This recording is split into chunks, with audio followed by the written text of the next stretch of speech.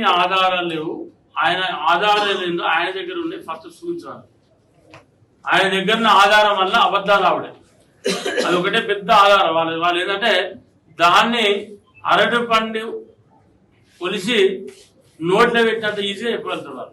అది వాళ్ళకి వెన్నుతో పుట్టే ఉద్యోగం, అది వాళ్ళ కుటుంబానికే అది ఒక గొప్ప వరం అన్నట్టు. తప్పకుండా న్యాయపరమైన చర్యలు తీసుకుంటాం.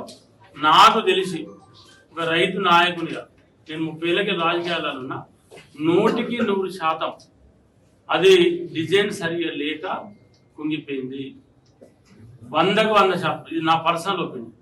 నేను ఇంతకుముందే చెప్పిన మీకు, నువ్వు అక్కడ ఫెయిల్ చేసినట్టు నిరూపిస్తే నేను రాజీనామా చేస్తాను. నీకు మొదలే ఆ విషయం చెప్పాను.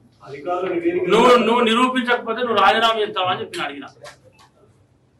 ఒకటే మీ మొదలే నేను మాట్లాడిన సందర్భంలో స్టార్టింగ్ చెప్పిన మీకు, హరీష్ రావు గారు నిరూపించగలిగితే, మీరు నిరూపించగలిగితే, ఫెయిల్ చేసినట్టు నిరూపించగలిగితే నేను రాజకీయాలకు వెళ్ళి తప్పుకుంటా. ఎమ్మెల్యే పెద్దపల్లి ఎమ్మెల్యే ప్రజలు రాజీనామా చేస్తాను. నువ్వు రాజకీయాలకు వెళ్ళి తప్పుకొని నీ ఎమ్మెల్యే ప్రజలు రాజీనామా చేస్తావా? లేకపోతే ఉద్యమ సమయంలో వాటికి పెట్రోల్ పోసుకొని అగ్గిపెట్టి దొరకాలంటేనా? ఉద్యమ సమయంలో, తెలంగాణ ఉద్యమ సమయంలో పెట్రోల్ పోసుకొని అగ్గిపెట్టి అంటేనా? ఇది కూడా